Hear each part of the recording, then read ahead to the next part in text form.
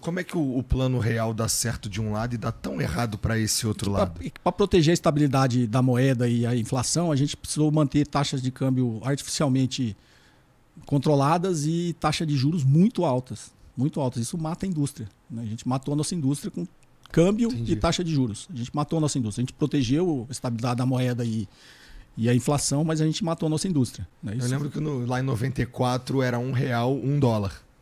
Né? Chegou o real a ser, tipo, acho que o dólar era um pouquinho mais barato, se eu não me engano. Chegou em algum momento de chegar lá a 0,96, 0,94. Né? Chegou nesse ponto aí. Eu tinha 9 anos nessa época aí. Como é que eu lembro disso? Não sei, cara. Mas doideira.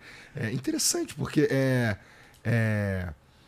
os Estados Unidos são para onde a gente olha e é onde a gente tenta se espelhar o tempo inteiro. Só se fala disso. Talvez o Lula agora esteja se aproximando da China menos. Mas a vida inteira a gente olhou para os Estados Unidos para várias coisas. Inclusive, não só cultura, né? Porque eles são pelo menos muito eficientes em exportar a cultura deles. Então a gente escuta as músicas dos caras, assiste os filmes dos caras, usa as roupas, come a comida e tudo mais. Mas do ponto de vista econômico também sempre foi um farol pra gente olhar. E foi isso que trouxe a gente até um momento, até aqui, assim, de uma desigualdade maior e tudo mais. É isso que você tá dizendo. Sim. É só você olhar para a sociedade americana, né? Acho que na década de 90, entre a década de 90 e os anos 2000, 60% da sociedade americana era classe média. Hoje é só 40%. O resto foi tudo para... E a classe alta não aumentou. Ou seja, a galera ficou mais pobre. Então tem um problema democrático aí que eu acho que a democracia não é um sistema perfeito, né? Mas o pessoal brinca que tirando ela, né, o resto é tudo pior, né? Ela é muito ruim, mas... olhando tudo, eu fico pensando que, putz, a gente precisava... será que um dia a gente inventa um novo sistema? Porque os sistemas que estão por aí... a China tá funcionando, a China tá ficando cada vez mais rica, tá ficando cada vez maior, não sei o quê. Mas não sei se... tem algumas travas lá tipo, não sei se eu quero um cara me falando o que eu devia fazer ou o que eu não devia fazer. Sim, para o funcionamento das coisas, sim.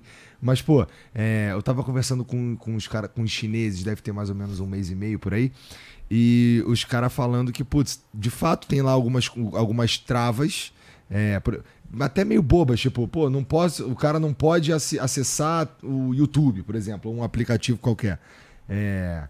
Que é por conta, que acontece desse jeito por conta do sistema político, né? Então, assim, gosto da democracia, mas realmente aqui a gente tem tantas outras... a democracia traz também os seus próprios problemas, né? A própria forma como tudo funciona e tal. Então, realmente, assim, eu não sei se a gente tem um... Se eu tivesse que escolher, eu escolheria a democracia mesmo. Depende tem uma diferença. A gente tem um modelo de democracia não é ditadura. Não é ditadura. O que a gente está acostumado a ter como modelo de democracia é o que a gente chama de democracia liberal, a democracia burguesa, né? Então a minha crítica é esse modelo de democracia, porque quando a gente olha para os Estados Unidos, que eu estava falando, o que mantém a democracia burguesa e liberal funcionando é a maior parte da população ser classe média. O que mantém a democracia funcionando, democracia burguesa, é a classe média. O que me preocupa hoje nesse cenário dos Estados Unidos é que a classe alta deles continua concentradíssima. 60% que era até o ano 2000, que era classe média, é menor agora, é 40%. Ou seja, esse pessoal ficou mais pobre, né? Então, quando você tem uma classe média muito baixa, você gera problemas de convulsões sociais.